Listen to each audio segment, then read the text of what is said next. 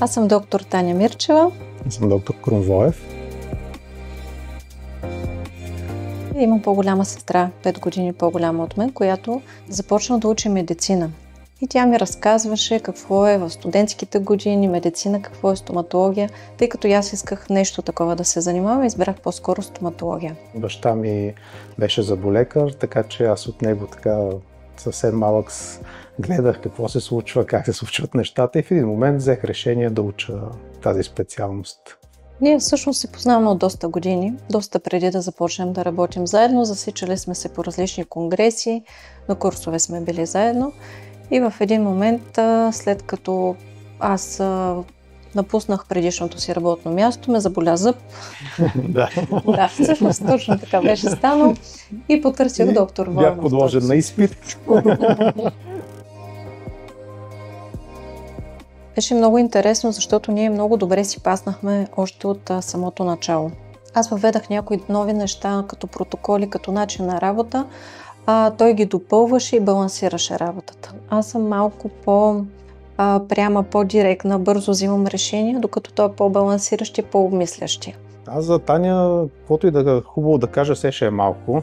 Тя е много умна, много бързо мисли, много точно анализира нещата. Същевременно е така нашия даже и морален коректив. Когато нещо не е както трябва, ще ти го каже директно.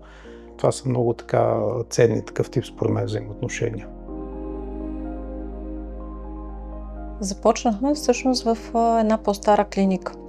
По-малка като помещение и тя не отговаряше на това, което можем да предложим на пациентите си. Беше във времената на COVID, да, където беше пълен хаос навсякъде. Всъщност от септември 23-та година сме в тази клиника. Аз се занимавам с хирургията, хирургичната част. Доктор Мирчева, тя е ортопед, който така е с много опит и понякога за някои тежки случаи различната гледна точка е много важна, за да можем да преценим точно какво да стане. Всъщност ние изключително много отделяме време на диагностиката, защото една грешка в началото след това е много трудно да се коригира. По-скоро постъпваме индивидуално.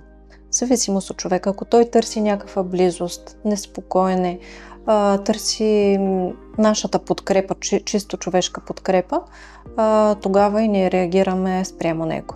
Говорим с пациентите, обсъждаме, обясняваме подробно нещата, т.е. отделяме много време да имаме добра комуникация с хората, което според мен е ключово. Развиха се нещата, имаше много трудности, много препятствия, но в крайна сметка сме щастливи и идваме доволни и щастливи на работа. Моята мисля, че определено е да. Да, мисля, че да.